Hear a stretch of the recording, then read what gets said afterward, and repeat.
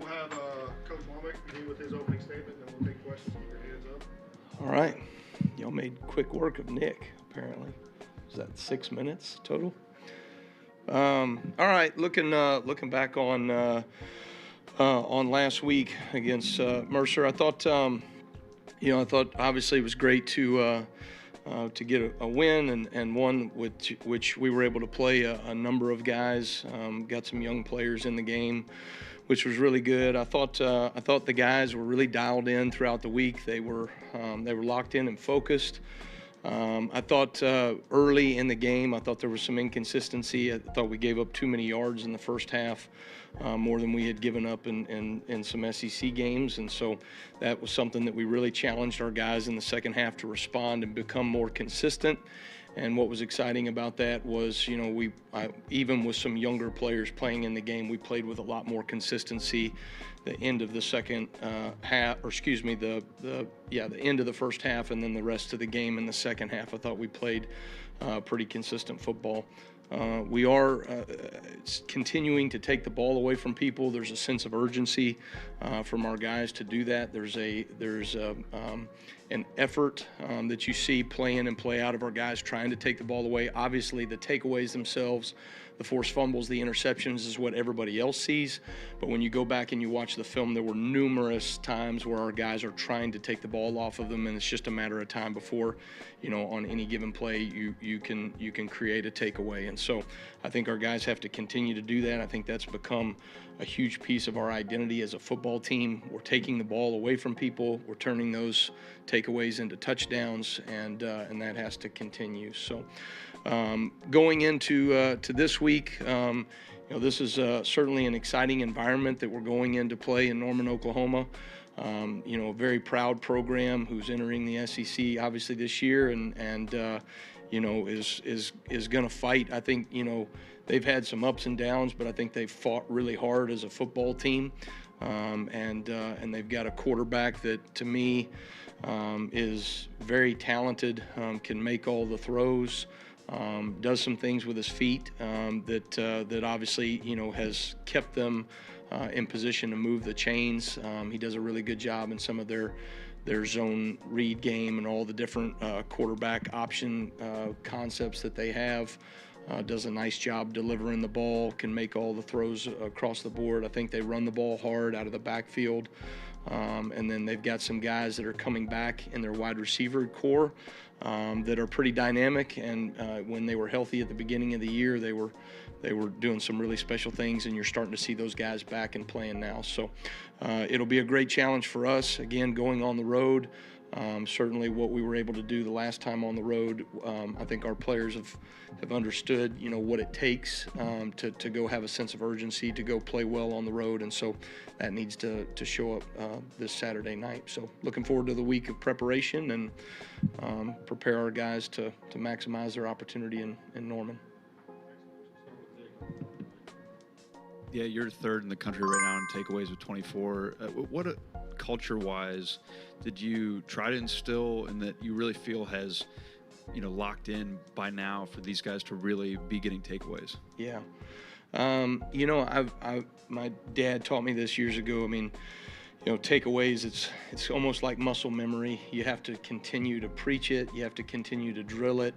You talk about it before we go out to a scout team period. When we start every practice, we start a takeaway circuit. And that started from spring ball to fall camp to every day we go out there on Tuesday and Wednesday in practice. We have 6 different drills that our guys go through that emphasize of creating interceptions, punching at the ball, raking at the quarterback, a number of different areas where you can take the ball away from an offense. And what happens is all of a sudden you do those drills day in and day out, and then you go to scout team periods and you say, okay, this period right here, we're not going to work on tackling, we're going to work on punching the ball out. So I don't want to see any wrap-ups. All I want to see is you punching the ball out.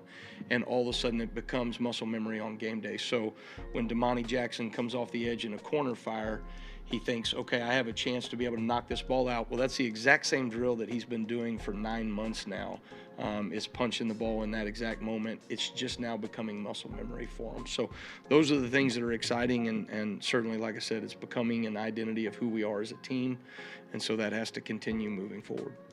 Go to Colin on the left. Hey, Kane, I know he's been in the starting position for a couple of weeks now, but how have you seen Bray Hubbard kind of take on that leadership role at the safety position in absence of Keon? Well, I think probably what's most impressive about Bray is that his level of preparation has not changed now that he is the starter from when he was backup for Keon Sabb. And so when the opportunity came, Bray was so locked in every single week and prepared like he was a starter, did a great job of communicating even with that second group of twos in practice every single day, and really was probably some of the glue that held some of those young DBs together, that when his opportunity came, he was ready for it. And so he's playing at a really high level because he's prepared at a really high level all season long. And so that's probably one of the things I'm most pleased and impressed with Bray. He's a natural playmaker. He's got great instincts on the ball. He does a really good job of understanding how to play with leverage, and from a run fit capability standpoint, he's doing some tremendous things there as well. So just really pleased when you see a guy get rewarded for all the work that he's put in, and when an opportunity comes, he's made the most of it. Coach, prior to Saturday's game, I saw you encouraging Jalen Milroe, and we often see you two exchanging some words on the sidelines. How would you describe your relationship with him? Well, Jalen is just, obviously, he's got a gravitational pull about the way that he carries himself, right? He's here's a guy that, is extremely talented, has probably a ton of, what do you want to say, attention and fame and all those other things, but, doesn't ever walk by you in the hallway without saying hello, asking about your family, asking how you're doing. And I think a guy like that is just really impressive to me, the way he carries himself. I enjoy being around him. I enjoy talking to him all the time. I've always said, a quarterback and a punter or a defensive coordinator's two best friends, and so I like to hang out with my friends every now and then, right? So and encourage them. So they, I think the way that he has battled through some of the adversities that we've had this season is really impressive, and that's really what that conversation was about. Here we are on the back end of the season in November, battling our asses off every single week. And I think, he's a huge reason of why we've been able to have success in this moment. And so just giving him a little encouragement. I hope the volume wasn't too loud whenever you caught that. Go to Tony on the front left. How would you assess your team's pass rush in the last couple of weeks, and then going up against Oklahoma? Does that present? How do you exploit with them being last in the nation in sacks allowed? Yeah. Obviously, when you look at that, you always want to be mindful of disrupting the quarterback, and I think you have to do it different ways. Obviously, when you have the personnel to just, simply rush somebody off the edge every single time, right? That might be, one way. I think at times we can do that.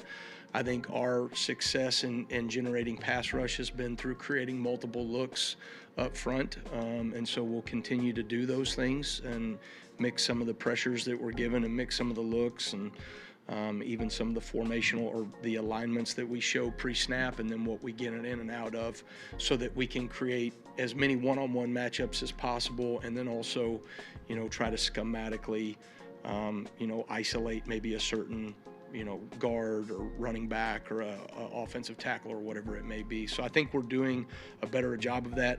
Part of that is me being better on the back end of the season, recognizing our personnel and what we do really well. And then, just as you start to see things from week to week in terms of what we do well and what we can take advantage of based off of what we see from the offense. So that I think we're trending in the right direction, but certainly that needs to continue.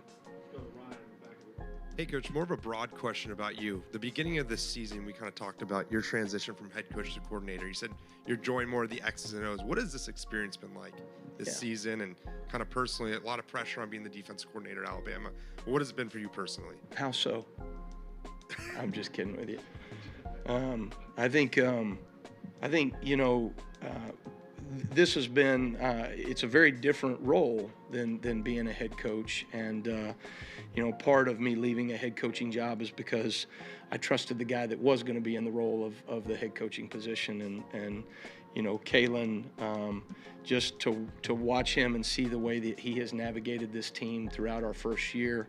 I've told you guys this before. His superpower is his consistency. In the face of adversity or success, he's the same guy over and over again. And I think that relentless consistency has been what's allowed us to kind of navigate through the highs and lows that we've seen so far this season and putting us positioned to play our best football on the back end of the season. So for me to see that in him, and then, for him to be such a supportive head coach for the way we do things offensively, defensively, special teams, has allowed me to maximize what we're doing defensively, because I feel so supported, from the head coach position. And so, he gives great thoughts. He gives great accountability.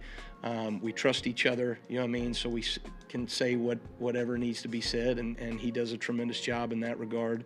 And so I've really enjoyed the nuances and the little details in coordinating and making adjustments at halftime and figuring out how to stop people, and maybe how to, the challenge, right, is when somebody's doing something well against you, how do you still find a way to stop what they're doing and yet still be aggressive so that you can create takeaways and get off the field on third down. And, quite honestly, I would say, I have gotten better and better as a season. I've probably knocked some of the rust off, as we've gone through the season.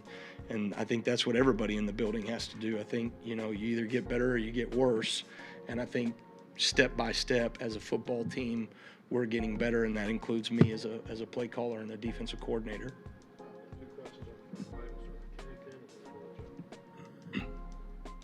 What'd you make of Quay Rousseau's interception, and just kind of how have you seen his confidence grow over the course of the season? Yeah, the dude's made 2 great interceptions, so far this year, and I think that he's continuing to grow as a football player. Part of what makes you a great defender, especially at that wolf position, is that you're creating production for the defense, and I think we're seeing him do more and more of that. That was a great, that interception came because a number of things happened well. They got in a third down call. They hard counted. They checked. We checked into a pressure, and then everybody up front, executed that really well. Deontay Lawson, we talk about matching the hands of the quarterback. So when the quarterback's hands went up, he matched the hands. The ball got tipped. Really, if the ball doesn't get tipped, Quay's really still in a really good position there to go. He may have picked the ball off anyway, but now when the ball gets tipped and he has to dive and work through that. So I just think he's doing a really good job of continuing to stay relentless in this process. And now that because of injury and because he's producing at a higher level, he is playing more and more consistent as we go through the season. And certainly, when you think about some of the things that have happened in that room, and we've got a couple of guys that were down, I mean, he's stepping up at the right time.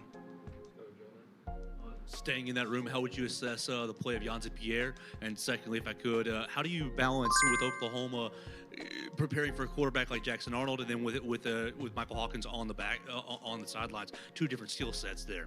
Yeah, first Yonze, I think, is taking steps in the right direction. I think it's fun for me to watch the maturity of a young man. Certainly you think about year to year, but just for a younger guy, right, you can almost see weekly someone maturing and the way that they're going about their preparation to maximize their opportunities on game day.